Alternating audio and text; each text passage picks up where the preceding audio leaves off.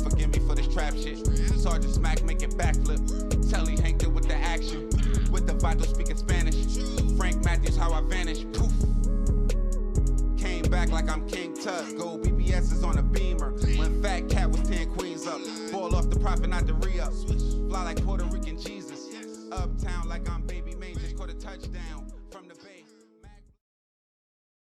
They were helping to unravel a ruthless network of individuals involved in murders, shootings, and arsons, all which revolved around illegal marijuana sales. During the summer of 2022, an investigation began into the marijuana distribution network in the city of Rochester run by a male known as Brandon Washington. It resulted in 3 different search warrant executions in June and July. There were numerous incidents of shootings and arsons during this time period involving the same individuals involved in the marijuana distribution network and their rivals. Washington is the man police say was at the helm of a Rochester turf war over marijuana, as well as an associate of Kelvin Vickers, the Boston man charged with the murder of Rochester police officer Anthony Mazurkowitz. We're learning more about the shooting death of Rochester police officer Anthony Mazurkowitz. Investigators say Mazurkowitz's death followed a fatal triple shooting the day prior, drive-by shootings, and police raids at suspected drug houses in Rochester. Over the summer, Rochester police began an investigation into a large marijuana network allegedly run by Washington. Throughout June and July, police say those in the network were responsible for multiple shootings. As a result, search warrants were executed. On July 20th, 3 suspects fired over 40 shots at a group of people on North Clinton Avenue, killing 2 people. 2022 at 12:40 in the morning, when 3 suspects fired over 40 gunshots at a group hanging out at the corner of Clinton and Robert Street. In that incident, nobody was hit with the gunfire, but 2 houses and a vehicle were struck. About 3 hours later, the same 3 suspects returned to Clinton and Robert Street and fired another approximately 40 gunshots at 3 individuals. This time, Richard Kalinge, Migel Rand were killed, and a 3rd victim sustained non-life-threatening injuries. In the hours following the double murder, several more shootings and arsons occurred throughout the city. We would later learn that all these incidents were connected. The next day, one of the vehicles from that shooting was spotted on Laser Street. Officers Mazurkowitz and Sang, parked in an unmarked van, were a part of a surveillance detail. Kelvin Vickers opened fire on the van, shooting both Mazurkowitz and Sang. Mazurkowitz died at Strong Hospital. At 3:30 this morning, tactical police unloaded off an RTS bus. More SWAT teams arrived after sunrise, and minutes after this, we heard what appeared to be the explosions that SWAT uses before going into a home. They're all looking for the cop killer. I shared the news with Corrine Chung Buchanan, who lives off Joseph Avenue. 2 police officers were shot, and one of them was killed. My condolences here, and it's such a sad, the whole community. I think there should be more. We need backup. At police headquarters this morning, the chief and the mayor said Officer Mazurkowitz and his partner, Officer Sang, were on duty when they were shot. Mazurkowitz was hit once in his upper body, and despite what the chief called heroic efforts by doctors and nurses, he died at Strong Hospital. Officer Sang was shot once in his lower body, went to RGH, and is now recovering at home with his family. A woman on the street was also hit by a bullet, but not badly hurt. Now is your time to speak up. It was Tony Mazurkowitz today, but it could be any of us in this room tomorrow. So it's black and brown folks and police officers now. At the police station was City Council member Michael Patterson. Where's the governor? I'm not discounting anything that happened in Buffalo, but 35 Rochesterians murdered? The silence is deafening at the state level. For months, Patterson has been calling for state lawmakers to create a dangerousness standard that will allow judges to hold people charged with gun crimes if history tells them the suspect may be a danger. choke on your thoughts, choke on your prayers.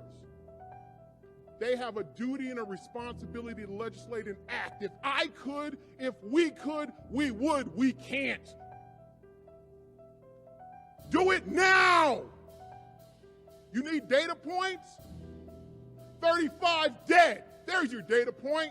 Over 200 shot. There's your data point. You need more data? Look at last year. 80 dead. 400 shot. You need more data? Keep sitting on your... It'll build up. Do something now! So the question is, why were these men in Rochester?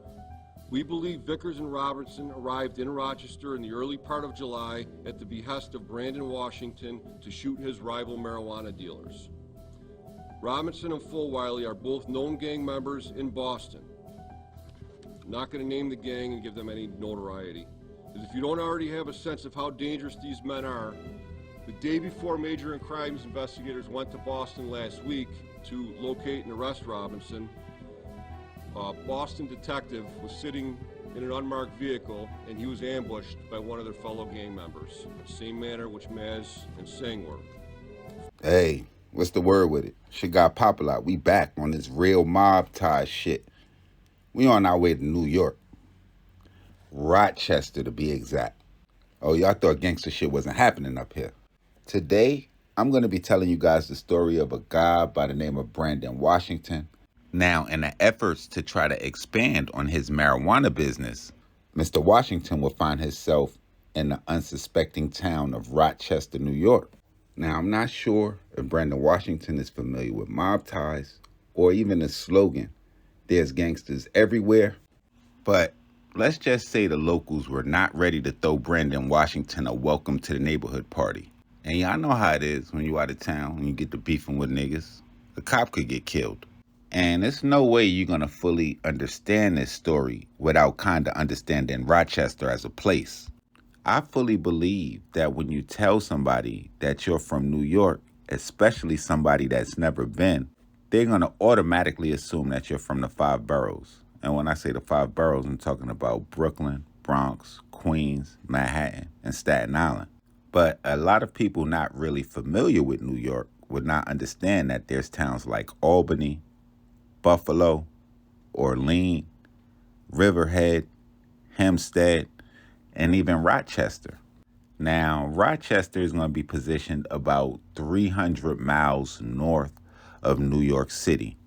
And with the competitive sport that hustling is, a lot of times you'll find guys that would take their talents from New York City or big cities nearby to towns like Rochester. And to give guys with this tactic some credit, it's not going to be because they assume that these people from these small towns are to be played with or they're soft. A lot of times it's just a byproduct of that competition in those bigger cities, as well as law enforcement presence. So I spoke on the competition factor in big cities where you're going to have more hustlers, people with better work than you, people with more work than you. I'm going to say more important than that is the law enforcement in these small towns. So just imagine this scenario. You got a choice to hustle in New York City, a city that has the oldest police department and the biggest police department with over 30,000 officers.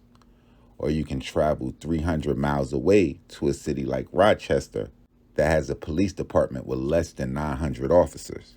It seems like a no-brainer. And I'm sure that's the same thing that Brandon Washington was thinking when he would travel almost 400 miles from Boston. By all accounts, in the beginning, things were going good for Brandon Washington, as he was able to set up shop selling the town pounds of his high-grade marijuana. And a la the famous scene in Belly, soon as the locals got hip to what was going on, they did not like that shit. And Brandon Washington, being no stranger to how shit go down in the streets, as he was convicted of manslaughter back in 2004. So after sensing tension in a situation where rivals tried to burn down one of his stash houses, Brandon Washington began making calls home. and it wouldn't be long before more out-of-towners started flooding the city of Rochester. Now, in a series of back-and-forth attacks and what the feds would sum up as a blood and Crip beef, and in the midsummer of 2022, that beef was at an all-time high when, according to the FBI, on the early morning hours of July 20th, two men, Richard Collins Jr. and Majel Rand, two men would lose their lives on North Clinton Avenue and Ruber Street as a result of the beef. Fearing further retaliation for those murders, the police department would dispatch surveillance units. Officers Sano Singh and Anthony Mazurkowitz will be parked in an unmarked van on Bowman Street as part of that surveillance team, when at about 9:15 p.m., a gunman, a guy that was determined to be Kelvin Vickers, a man that was brought to Rochester by Brandon Washington, would shoot 17 shots into the unmarked van, shooting both officers multiple times, injuring Officer Singh, and killing Officer Mazurkowitz, as well as wounding a 15-year-old girl in a residence across the street. Now, there's a saying that I heard a long time ago, wherever violence is, money ain't. But I'm even take that statement further, because when an officer dies, you can wrap up Christmas. The feds would eventually pick up the case, linking Robinson to Vickers, and that would lead to both of them, as well as other associates of Brandon Washington, facing ugly cases. Now, y'all make sure y'all hit the red subscribe button right under this video and the bell so y'all can be notified when this real trill spill shit is dropping. Y'all get in the comment box flooded. Let us know where we need to go, what gangsters we need to cover, what stories we missed. And definitely make sure y'all follow me on IG, Twitter, POP_A_LOT. Y'all mention me, message me, tag me, however y'all want to handle it. Shit got Popalot, mob tie shit.